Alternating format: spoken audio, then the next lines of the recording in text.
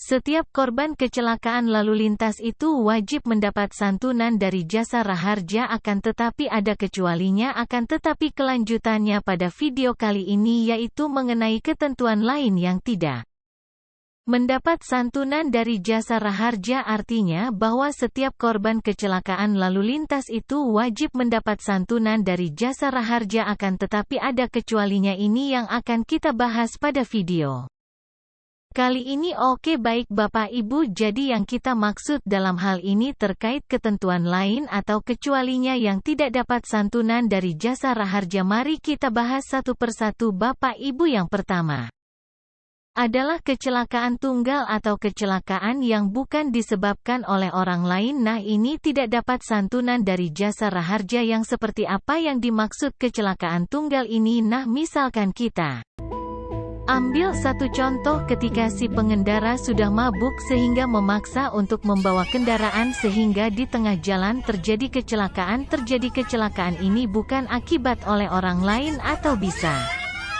dikatakan jatuh sendiri karena barangkali tidak terkontrol karena sudah mabuk. Nah, hal ini kalau terjadi tentu tidak dapat santunlah dari jasa raharja. Itu salah satu contoh. Kedua adalah ketika terjadi kecelakaan pada saat ada bencana alam. Yang dimaksud kecelakaan pada saat terjadinya bencana alam adalah misalkan pada saat kita mengendara ternyata tiba-tiba ada gempa. Nah, ketika ada gempa, kemudian kendaraan kita barangkali terseret masuk parit atau masuk jurang. Nah, ini yang dimaksud ketika terjadi kecelakaan pada saat terjadi bencana alam. Nah, hal ini kalau terjadi Bapak Ibu dan rekan-rekan sekalian tentu tidak dapat santunan dari jasa raharja. Yang ketiga adalah ketika terjadi kecelakaan pada saat melakukan balapan atau adu cepat kendaraan. Nah, hal ini saya kira kita sudah pada tahu semua yang dimaksud dengan balapan maupun dari cepat. Nah, itu balapan liar maupun balapan resmi itu tidak dijamin atau tidak dapat santunan dari jasa raharja. Nah, saya kira ini penjelasan.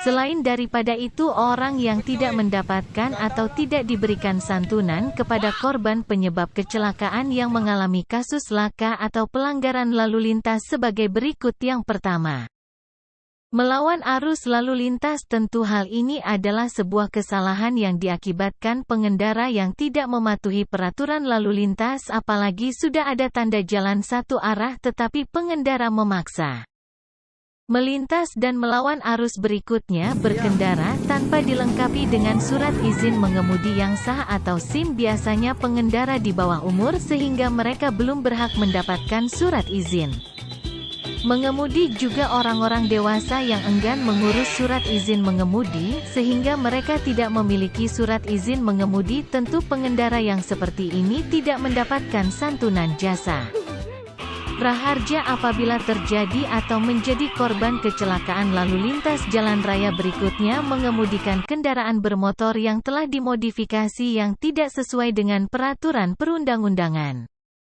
yang berlaku. Suatu misal odong-odong atau motor yang sudah dimodifikasi menjadi tidak standar sesuai dengan spesifikasi pabrikan. Berikutnya, pengendara yang dengan sengaja menerobos palang pintu perlintasan kereta api saat sinyal sudah berbunyi dan atau ada isyarat lain. Plus sebab itu para pengendara silahkan untuk senantiasa mematuhi peraturan lalu lintas, rambu-rambu dan petunjuk dari petugas agar selamat sampai di tujuan. Berikutnya, berkendara dengan tidak wajar untuk membuat konten yang mengganggu lalu lintas. Berkendara dengan cara ugal-ugalan untuk membuat konten ini juga tidak mendapatkan bantuan santunan asuransi kecelakaan jalan raya. Yang terakhir, berkendara dengan kendaraan yang tidak teregistrasi atau tidak dilengkapi dengan STCK. Jadi kepada pemilik kendaraan diperbolehkan membayar pajak melalui bank atau minimarket atau tempat-tempat yang sudah ditunjuk memiliki kerjasama dengan Dinas Perpajakan daerah. Tapi jangan lupa tetap harus datang ke kantor Samsat terdekat untuk mendapatkan STCK atau surat tanda cek kendaraan yang sah, karena apabila terjadi kecelakaan maka korban tidak ditanggung oleh jasa raharja. Demikian, semoga berguna dan bermanfaat.